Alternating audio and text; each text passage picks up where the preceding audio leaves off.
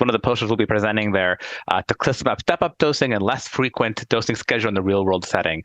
So in brief, as all of you are aware, by the book, teclistamab, the first approved BCMA-targeted bispecific in myeloma, is dosed every week until progression, which if you look at Majestic-1, the duration of response was 18 months. And so that's 18 months of coming in once a week. Both the FDA and the EMA have given the green light to every 2-week dosing for patients who have achieved a CR for at least 6 months.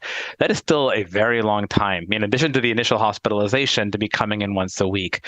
And so in real life, I will say that I do not consistently do that, especially for patients who achieve MRD negativity or are having toxicities. I typically try to de-escalate them earlier, with the idea being less time toxicity from frequent clinic visits and less toxicities regarded to infections and hypogammaglobulinemia, because you're not getting your normal plasma cells depleted as commonly. And so, interestingly, actually at ASCO earlier this year, the Memorial Sloan Kettering team, led by Dr. Tan and colleagues, presented some of their similar work with single center data from MSK in New York, looking at the same question, and found that patients at their center were being de-escalated and seemed to be doing just fine.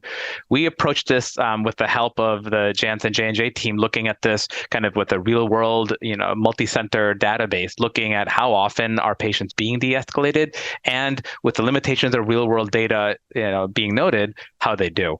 And so we went ahead and looked at, for US patients, since the initial approval of teclistamab in October 2022, we looked at patients with enough follow-up to really be able to identify, one, how they were doing, and two, what their dose schedule was of the teclistamab.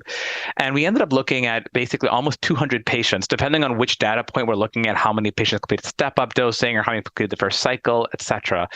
And in brief, what I would say is the patterns are evolving with time toxicity in mind, is the bottom line of our study. So initially, many of us were doing days 1, 4, and 7 dosing, for example. So step up dose 1, 48 hours, step up dose 2, 48 hours, step up, and the full treatment was 48 hours, but rounding to the next hospital day, so often days 1, 4, and 7, we found that as time has progressed, even in the last year and a half, days 1, 3, and 5 are more common.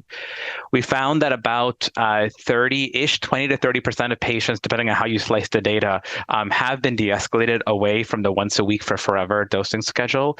And that basically, for the longer they're on treatment, the longer that goes. As I just mentioned now, and this actually was not the case at the time of the data for this poster, it is allowable per the package insert to move to every 2 weeks after 6 months. We found that indeed, I think it was about 38% of patients were de-escalating treatment at the 6-month mark, not 6 months of CR, but 6 months of treatment. But if I recall correctly, it was 15% of patients were de-escalating as soon as 3 months. Obviously, I'm not advocating for every patient to be de-escalated at the 3-month mark, but I think, again, for patients who are having toxicities or who achieve a good response and or live very far away, it's very reasonable.